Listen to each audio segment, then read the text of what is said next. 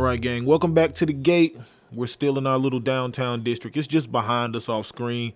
I needed to add some industrial. I picked a little spot. Let's get right into it. I want to add like a tiered area up here next to the rail line.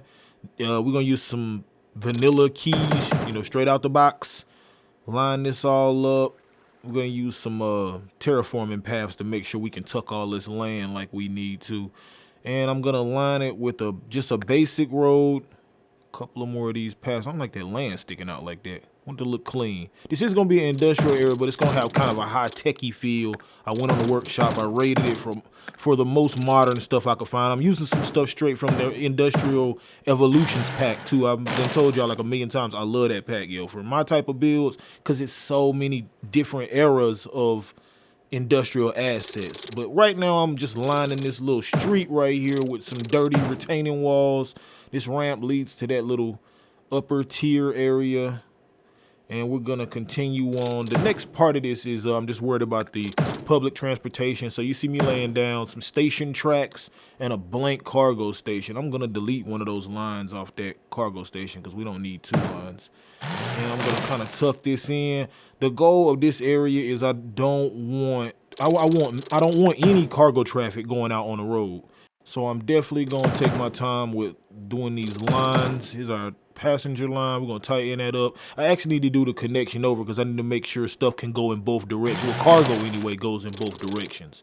So I'm gonna throw down an industrial asset just to make sure that's working.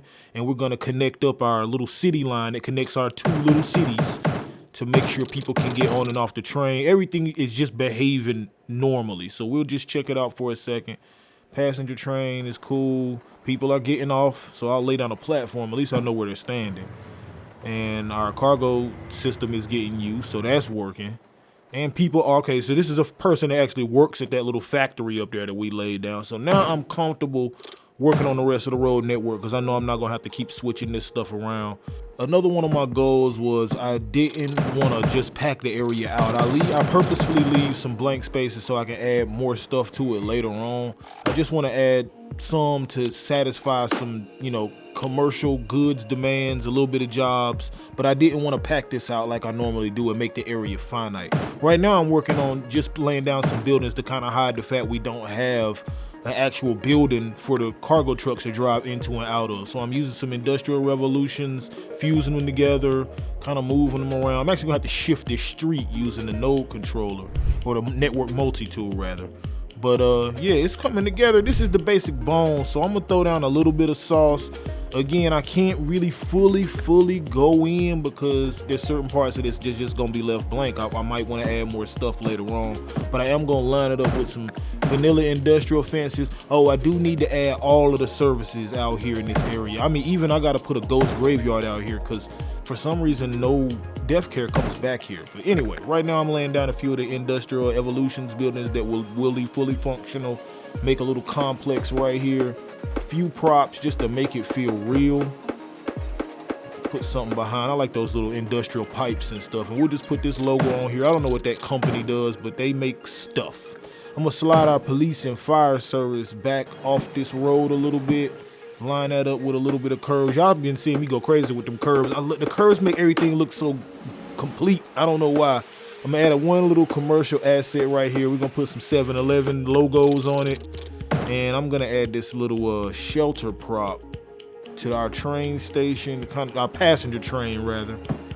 And just to kind of split it up, fence down the middle, a little bit of overgrowth. I found these assets on the workshop. They're called like the Petite Forestière or something. I guess they're a French brand or something. So I thought that kind of had a high-tech, this side of town kind of feel to it. We're gonna spin this one around, and I'm actually gonna use a retaining wall to make like a custom little planter that fits right in that little space. Kind of trucks come in, they do their delivery, and they spin out the other way.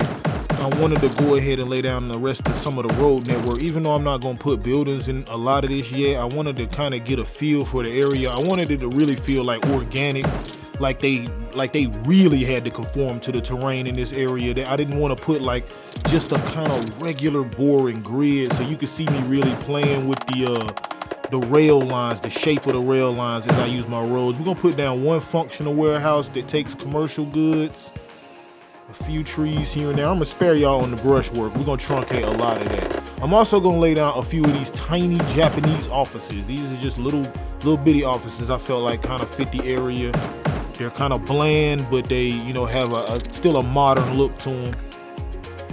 And a little bit more of these 1 unit rows, really hugging that rail line, making it look like, you know, again, they had no choice but to fit every square inch with some kind of either a building or a road, because there wasn't a lot of space.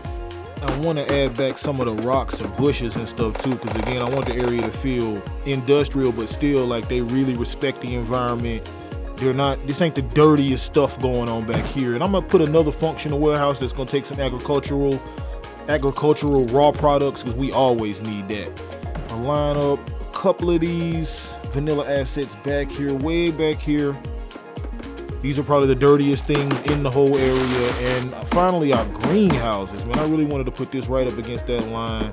And we'll do some minimal detailing just so it looks a little sexier in the cinematics. So there's our incomplete industrial area. It's actually exactly how I wanted it to be. And we'll work on something that's a little bit more complete, man. We're gonna do some big box Saturday afternoon shopping complex, like, you know, middle America shopping, but I'm gonna put my own little spin on it, man, because I couldn't make it but so normal. Like, what is normal is this parking lot, man. I wanted it to be more what you see in the real world. So I took a second and I added like the little cart returns to the middle of the parking lot, and I wanted to put a little sauce on our little EV charging area too, man. So, you know, just using some props to make it feel more real. Now, where I kind of went outside the box is I'm using one of the pedestrian avenues right in the middle, and I'm gonna have this area serviced by a big glass metro station, and I'm gonna kind of refit the buildings to give it more like of a village, or like, you know, not so rigid to the configuration that we're used to seeing from these big box shopping areas. Again, this is where I'm just putting my little spin on it, man. I can't send you nothing from Google Earth that look like what I'm doing, but I'm just, hey man, look, I've done said it before and I'll say it again. This is jazz, baby. This is James Brown. We just riffing. Ain't no plan sometimes. Sometimes I just go with what I feel, and it gives me a more accomplished feel than just coloring by numbers. So across the street, I'm gonna add a little commercial asset, but we're not even gonna worry about this right now. I'm actually just doing this for the jobs. This is a movie theater. I just want the jobs. We're not gonna worry about that. We jumping back across the street. To end our little pedestrian avenue that we used on this area, I'm gonna use a little fake roundabout made from a Park Life to Path road, a few props, and some PPGs. We'll turn this into a little park. We'll come back to it in the detailing. The Zaxby's I'm gonna add, and I'm gonna add a Red Lobster, man. I really wanted some fine dining establishments in the middle of our parking lot, and I didn't want like McDonald's. So you can pop in, you can get you some cheddar bays. I went in to get y'all some cheddar bays. Y'all know y'all like them cheddar bays. I love cheddar bays. You love cheddar bays. I'm gonna smooth everything down, and that pretty much prepares us for some detailing. I would call it decorating, but I heard a couple other YouTubers say it, man. And ain't nobody gonna accuse me of stealing lingo. Let's go.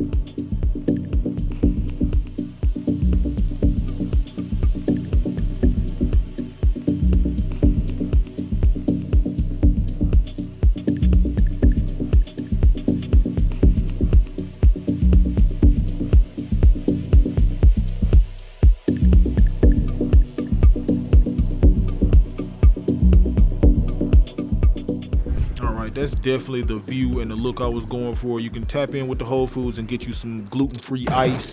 I wanted to build a little modern condo area kind of next to it. I got this homeboy, he got paper, and he stays in a shopping complex like right behind the Harris Teeter. It's crazy, like it's actually in the same parking lot. You gotta drive past the shopping center. So that's where I'm actually getting my inspiration from for this little area right here. I'm not gonna spend a lot of time on it. I'm gonna add a few different apartment assets. The first one is they're actually one whole set. We'll make sure we put that on screen. And bam, we just gonna go ahead and skip past that, man. No, we ain't gotta spend a lot of time doing that. But there's 3 different sections you can kind of line up and use different formulations. Right here in the middle, though, I'm gonna use like a classic vanilla park. I didn't know that you could go to the different variations on like the vanilla park assets. Some of those modern joints that came out. Look, you can hit the button and you can like I now got the white tiles. Boom. You know what I'm saying? Now I'm feeling like, oh, okay, we balling over here, man. Let's put the plant boxes down. Let's get these vanilla Fred Flintstone planters out of there and let's put some bark down, man. Let's do our own little sauce up in here, man. We ain't gotta spend a lot of time on it, but we can make it look better than it did. I'm also gonna this little entrance area, I wanted to spend a little time, put a little foliage. I actually wish I had one of those apartment signs. Like y'all know how it say like it'll say the courtyard at Greensburg, or I don't know, man. I don't stay in fancy places, but I wish I had one of those fire fancy apartment signs. The rest of these modern condos, I'm just playing Tetris with, trying to fit it in this little space right here next to the entrance. This is a frontage road they're sitting on, by the way. I'm big on frontage roads. So we're gonna weave in some of the green cities. Definitely gonna recolor them. The gray is cool in the other areas, but I want to use some of that coffee brown palette in this area right here. I'm gonna do that to a few of the buildings, and we'll make that 1 block gravel. I'm also gonna add one of these vanilla coffee cafe little park assets. They work outside the park, and I'm really glad because this really has that wooden look that looks dope on that corner. I'm gonna use a few more of the green cities, but we're not trying to pack out the area. Like I didn't want it to feel like clustered up. We'll tuck a little soy lentils on the corner and kind of recolor that so it matches. And we'll put like a little functional orchard outside. You can pick an apple off the tree and buy it for probably $8, knowing how much these folk be charging for stuff now. The backyard, nothing crazy, but I don't want to leave it. Since, again, we're not clustering everything up, we do got to put a little attention to the backyard. So we'll line that up, tree that up, pergola that up.